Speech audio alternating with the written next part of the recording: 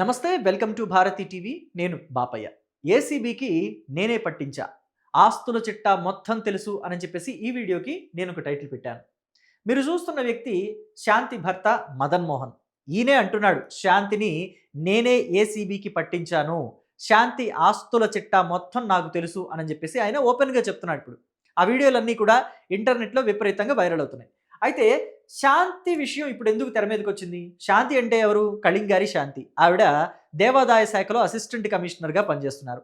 ఆవిడ దేవాదాయ శాఖలో జాయిన్ అయింది ఎప్పుడు అసిస్టెంట్ కమిషనర్గా అంటే 2020లో. మరి 2020 నుంచి ఇప్పటి వరకు అంటే 2026 ఏప్రిల్ ఇది జరుగుతుంది. మరి ఇప్పటి వరకు ఆవిడ ఎన్నాళ్ళు ఉద్యోగంలో ఉన్నారు? ఆవిడకి నెలకి జీతం ఎంత వస్తుంది? జీతంలో ఆవిడ ఖర్చులు పోను మిగిలేదెంత?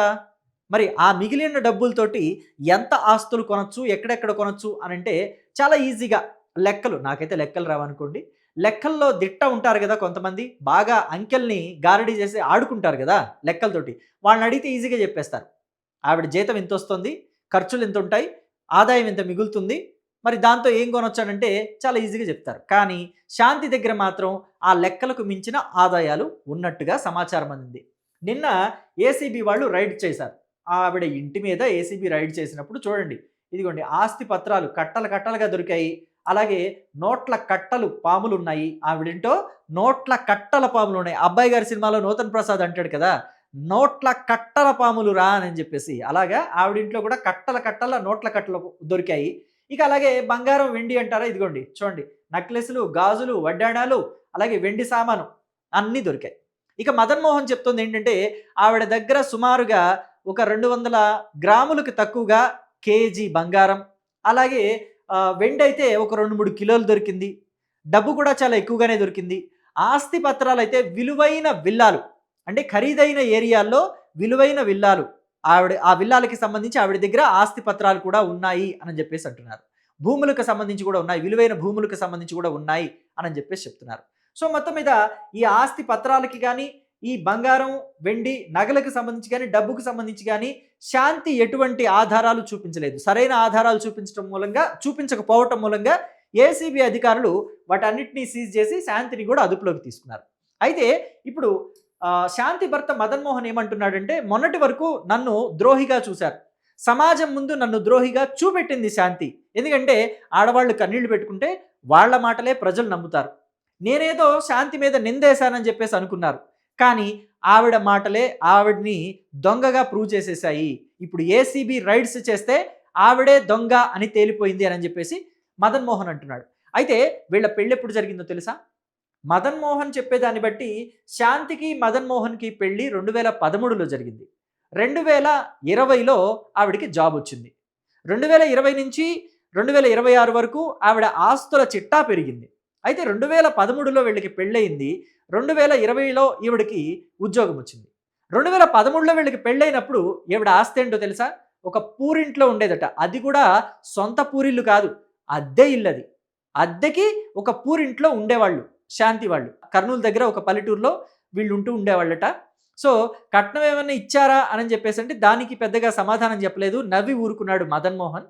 సో ఆ వీడియోలన్నీ ఇప్పుడు ఇంటర్నెట్లో వైరల్ అవుతున్నాయి. అంటే నవ్వాడు అంటే ఇక పూరింట్లో వాళ్ళ దగ్గర కట్నం ఏం తీసుకుంటాను నేను అని చెప్పేసి అర్థం కదా మరిది.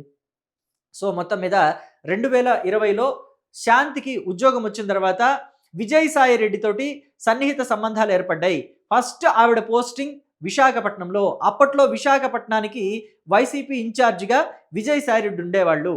ప్రేమ సమాజం భూముల వ్యవహారంలో ఆవిడ అక్కడ విజయసాయి రెడ్డితో సన్నిహిత సంబంధాలు ఏర్పరచుకుంది. అలా వాళ్ళ బంధం పెరిగింది అని చెప్పేసి మదన్ మోహన్ అంటున్నాడు. అయితే విజయసాయి రెడ్డికి తర్వాత ఆ విశాఖపట్నం ఆ ఉత్తరాంధ్ర ఇన్ఛార్జ్ పదవి నుంచి తీసేశారు కదా విజయసాయి రెడ్డిని. జగన్మోహన్ రెడ్డి తీసుకొచ్చి ఆ ప్లేస్లో వైవి సుబ్బారెడ్డిని పెట్టారు ఉత్తరాంధ్ర ఇన్ఛార్జిగా. సో పదవి అక్కడ పోయిన తర్వాత విజయసాయి రెడ్డి విశాఖపట్నం నుంచి అమరావతికి షిఫ్ట్ అయిపోయారు.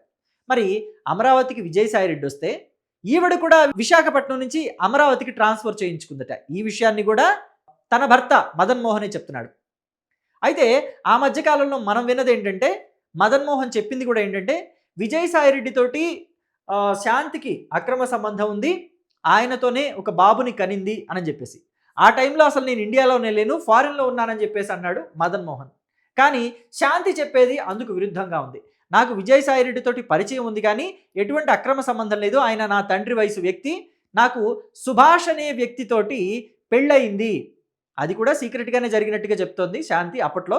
సో, పెళ్ళయింది. ఆయనతోనే ఒక బాబుని కన్నాను నేను అని చెప్పేసి చెప్తుంది. అయితే మదన్ మోహన్ తోటి విడాకులు కాలేదు కదా!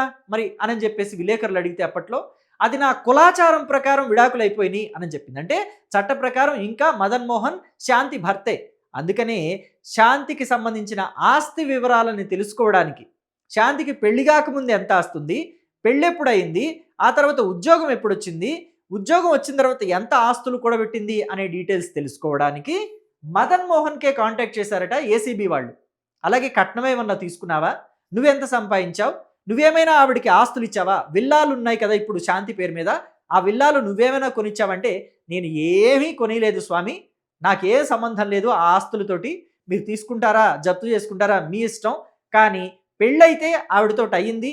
ఇంకా వైవాహిక బంధం అలాగే కొనసాగుతుంది. మేమింకా విడాకులు తీసుకోలేదు అని చెప్పేసి చెప్పాను అంటున్నాడు మదన్ మోహన్. మరి మొత్తానికి ఆస్తుల చిట్టా మొత్తం బయట పెడతాను. ఈ ఆస్తులు సంపాదించే దానికి సహకారం అందించిన వాళ్ళందరినీ కూడా జైల్లో పెట్టాలి. ఆ సహకారం అందించిన వాళ్ళల్లో సుభాష్ ఉన్నాడా? పోతిరెడ్డి సుభాష్ ఉన్నాడా? లేకపోతే వేణుంబాకం విజయసాయి రెడ్డి ఉన్నాడా? లేకపోతే ఎడుగురి సందింటి జగన్మోహన్ రెడ్డి ఉన్నాడా? ఎవరున్నా సరే వాళ్ళని కూడా అదుపులోకి తీసుకోవాలి. వాళ్ళని కూడా విచారించాలి. వాళ్ళలో కూడా అంటే ఈ ఆస్తులు కూడబెట్టడంలో వాళ్ళ ప్రమేయం కూడా ఉందంటే వాళ్ళకు కూడా శిక్ష పడేలాగా చూడాలి. ఎందుకంటే సమాజానికి ఒక మంచి సందేశం ఇవ్వాలి కాబట్టి. అవినీతి అక్రమాలు చేస్తే ఎప్పటికైనా జైలు పాలవుతాం అని చెప్పేసి సమాజంలో యువతకి ఒక సందేశం ఇవ్వాలి కాబట్టి వాళ్ళందరికీ కఠిన శిక్ష పడాలి అని చెప్పేసి మదన్ మోహన్ డిమాండ్ చేస్తున్నాడు. మరి శాంతి విషయంలో ఏం జరుగుతుంది ఏంటి అనేది తెలియాలంటే వేచి చూడాలి. మీరు కూడా మీ అభిప్రాయాన్ని కమెంట్ బాక్స్లో చెప్పండి. 2013లో పూరింట్లో అద్దెకి ఉండే శాంతి మీకు మళ్ళీ చూపించాలి. శాంతి ఈవిడ కళింగారి శాంతి.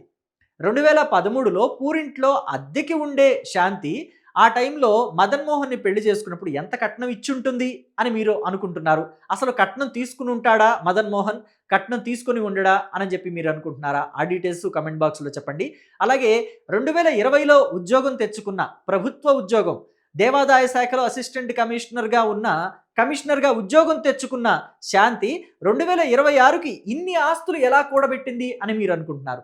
శాంతి లంచం తీసుకుంది అనుకుంటున్నారా? అలాగే శాంతి అవినీతి అక్రమాలకి పాల్పడింది అని మీరు అనుకుంటున్నారా? అంటే నిన్నటి వరకు మనం ఆరోపణలు విన్నాం. శాంతి దేవాదాయ శాఖకి చెందిన భూముల్ని పక్కదారి పట్టించింది, హుండీ లెక్కల్లో కూడా తేడాలు చేసింది అని చెప్పేసి ఆవిడ మీద ఆరోపణలు వచ్చాయని మనం విన్నాం. మరి ఆ ఆరోపణలు నిజమే అని మీరు అనుకుంటున్నారా? లేదు అబద్ధం అని అనుకుంటున్నారా? మీ అభిప్రాయాన్ని కమెంట్ బాక్స్లో చెప్పడం మాత్రం మర్చిపోకండి. Thank you.